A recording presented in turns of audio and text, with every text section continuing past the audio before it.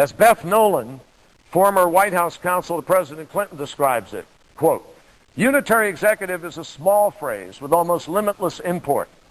At the very least, it embodies the concept of presidential control over executive functions, including those that have traditionally been exercised by independent agencies and other actors not subject to the president's direct control.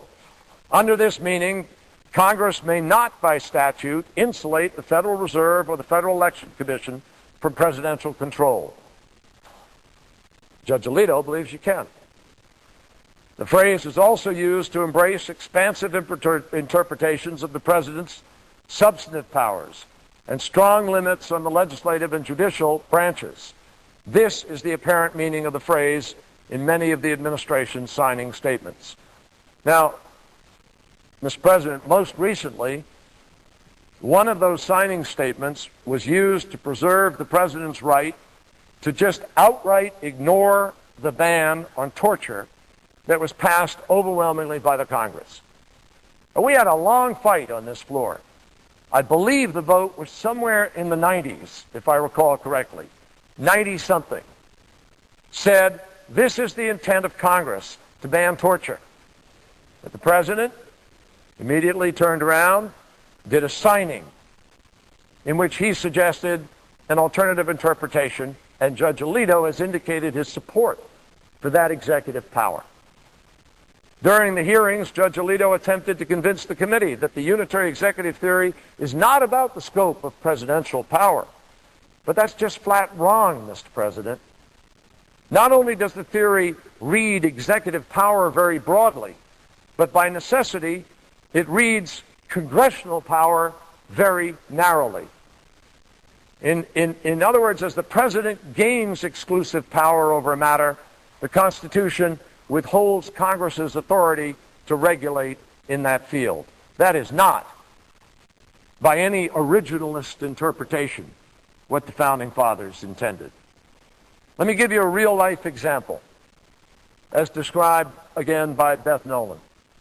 When the Reagan administration undertook the covert arms for hostages operation that eventually grew into the Iran-Contra scandal, it triggered the requirement of the National Security Act that the administration provide Congress, quote, timely notification of the covert operation. Reading the phrase timely notification against the background of the unitary executive theory, the Justice Department stated that the president's authority to act in the field of international relations is plenary, exclusive, and subject to no legal limitations save those derived from the applicable provisions of the Constitution itself. According to Justice, under that interpretation, Congress's role in this matter was limited because its only constitutional powers in the areas of foreign affairs were those that directly involved the exercise of legal authority over American citizens.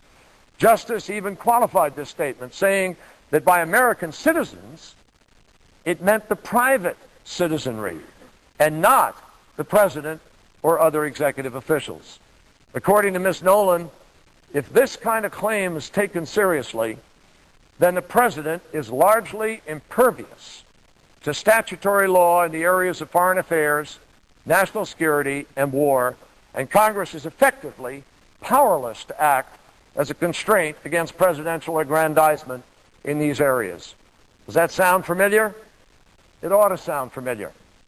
The Bush administration's legal opinion on torture, the administration's response to the McCain anti-torture amendment, and the justifications given for the NSA's domestic spying program have all been based in large part on this exact same theory of the unitary executive.